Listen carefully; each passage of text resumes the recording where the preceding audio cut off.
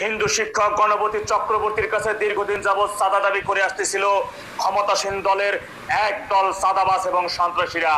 চাঁদা পেতে তারা ব্যর্থ হওয়ায় তার পরিবারের 4 জনকে তারা নির্মমভাবে হত্যা করেছে, এমনকি তার মেয়েকে হত্যার আগে ওরা করেছিল গণধর্ষণ। তবে এমনও হতে পারে উগ্র এবং জঙ্গিরা দেশের যে সংখ্যালঘু হত্যার যে মিশন নিয়েছে সেই মিশনের অংশ হিসেবেও এই গণহত্যা চালাতে পারে। আমি 98% উপরে নিশ্চিত হয়ে দায়িত্বহীন কণ্ঠে বলছি, রংপুরের এই গণহত্যা পূর্ব পরিকল্পিত ছিল এবং আসল ঘটনা ধামাচাপা দেওয়ার লক্ষ্যে জজ মেয়ার নাটক 2.0 মঞ্চস্থ করতেছে রংপুরের পুলিশ। আমি 8 বছর গণমাধ্যম কর্মী হিসেবে কাজ করছি, তার মধ্যে 2 বছরের অধিক ক্রাইম তথা অনুসন্ধান রিপোর্টার হিসেবে কাজ করেছি। সেই অভিজ্ঞতা থেকে আপনাদের মাঝে কিছু প্রশ্ন তুলে ধরতেছি, এই প্রশ্নগুলোর উত্তর খুঁজে বের করুন। অনতি বিলম্বে দেশের মধ্যে থাকা হিন্দু বৌদ্ধ ঐক্য পরিষদের যে সংগঠন আছেন এবং মানবাধিকারের যে সংগঠনগুলো রয়েছেন, সেই সাথে সচেতন নাগরিক যারা রয়েছেন, আপনারা একটু ঐক্যবদ্ধভাবে এই প্রশ্নগুলোর উত্তর খুঁজে বের করুন। বাংলাদেশের প্রথম মহিলা স্বৈরশাসক খালেদা জিয়া 21 গ্রেনেড হামলার ঘটনা ভিন্ন দিকে প্রভাবিত করার লক্ষ্যে কিন্তু তিনি জজ ম্যাটার নাটক মঞ্চস্থ করেছিল।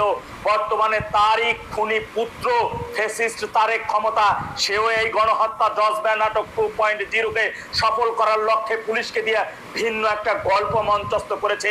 তাদের এই জজ ম্যাটার নাটক 2.0 আপনারা সফল হইতে দিয়েন না। আপনাদের নিশ্চয়ই মনে আছে 21 গ্রেনেড হামলার পরে খালেদা জিয়া জজ মেয়ার নাটকের অংশ বিশেষ পার্থ সাহা এবং জজ মেয়া নামক একজন অসহায় ব্যক্তিকে গ্রেপ্তার করে বছরের পর বছর তাদের কারাগারে নির্যাতন করেছিল। ঠিক তদ্রুপ রংপুরের গণহত্যা তথা 4 জনকে নাকি হত্যা করেছে মুগ্ধ দাস ও স্নিগ্ধ দাস।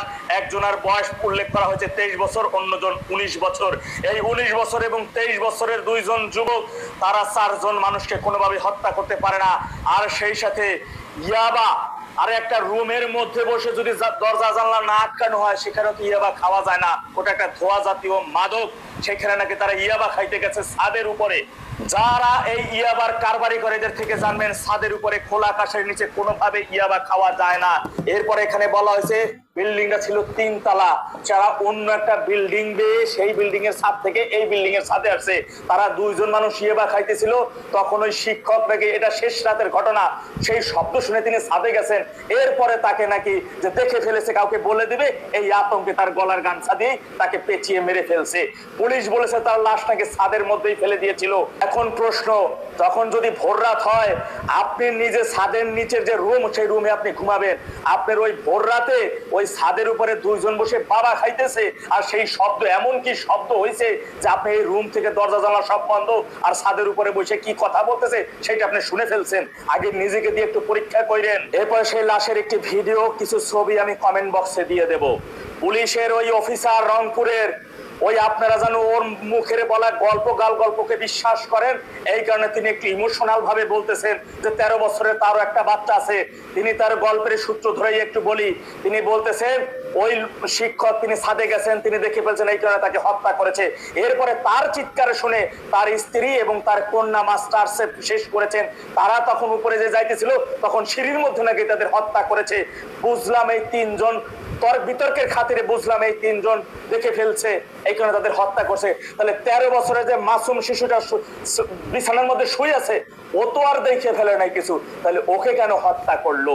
পুলিশ আর উল্লেখ করেছে লাশ ছিল ছাদের মধ্যে, কিন্তু ভিডিওতে আমরা দেখছি লাশ ছিল রুমের মধ্যে এবং সেখানে রক্ত আর বন্যা বয়ে গেছে খাটের কোনায় সেই লাশ। কমেন্ট বক্সে দিয়ে দিচ্ছি, ভিডিওটা একটু ভালো করে দেখবেন। এরপরে পুলিশ উল্লেখ করেছে যে তারা সেইখানে মাদক খাওয়ার পরে তারা গোসল করেছে, পরিপেটি হয়েছে এবং তারা শশা খেয়েছে, খেজুর খেয়েছে। হাতের ছাপ যেন মুছে যায় কিনা 2টা মোবাইল নাকি ডিটারজেন্ট পাউডার পানিতে গুলাইয়ে সেখানে ভিজাই রাখছে। অন্য কোনো জায়গায় কি হাতের ছাপ ছিল না তাদের গলায় কিংবা ড্রেসে কিংবা যে টেবিলে বসে খেয়েছে সেখানে? সেগুলো আজ পর্যন্ত মিলাইয়া দেখেছে? প্রশ্নের উত্তরগুলো খুঁজে নেবেন। স্নিগ্ধার বাবা গণমাধ্যমের সামনে এসে বলেছেন তার ছেলে কোনোদিনও কোনো মাদকের সাথে জড়িত না। এলাকা, পার্শ্ববর্তী এলাকার, ওই এলাকার এমন কেউ বলতে পারবে না যে স্নিগ্ধ দাস এবং এই মুগ্ধ দাস তারা একটা বিড়ি সিগারেট পর্যন্ত খাইছে। আর তারা যদি হত্যাই করবে তাদেরকে কিন্তু তাদের বাড়ি থেকে গ্রেফতার করেছে।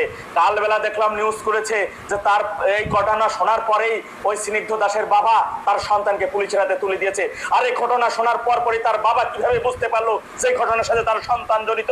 আর তারা যদি হত্যাই করবে, কোন হত্যাকারী আজ পর্যন্ত ঠান্ডা মাথায় তার বাড়িতে গিয়ে ঘুমাইছে শুনেছেন? মাথায় রাখবেন, ওই শিক্ষক সবেমাত্র রিটায়ার্ড করেছে।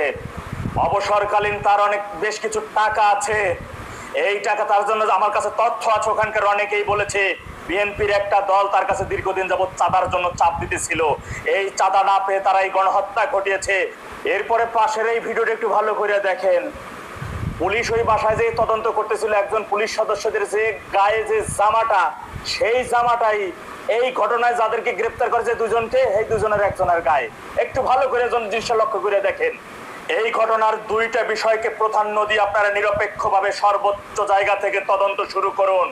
বিএনপির সন্ত্রাসীরা চাঁদা না পেয়ে এই পরিবারের সবাইকে নির্মমভাবে হত্যা করেছে। আর না হলে জঙ্গি এবং উগ্রবাদীরা যে সংখ্যালঘু হত্যার যে মিশন রয়েছে, এই সংখ্যালঘু হত্যা করে একটা পরিবারের পুরো পরিবারের সদস্যদের হত্যা করে সারা দেশের সংখ্যালঘুদের মধ্যে যে একটা আতঙ্ক ছড়িয়ে দেওয়ার লক্ষ্যে তারা এই হত্যাকাণ্ড ঘটিয়েছে। আমি দায়িত্বহীনভাবে বলছি, এই দুইটা ঘটনার একটা ঘটনাই শতভাগ প্রমাণিত হবে। এর মধ্যে পুলিশ যে নাটক মঞ্চস্থ করেছে এটা সম্পূর্ণ একটা বিভ্রান্তিমূলক এবং জজ বেয়ার নাটক 2.0 মঞ্চস্থের অংশ বিশেষ। ধন্যবাদ। আসসালামু আলাইকুম।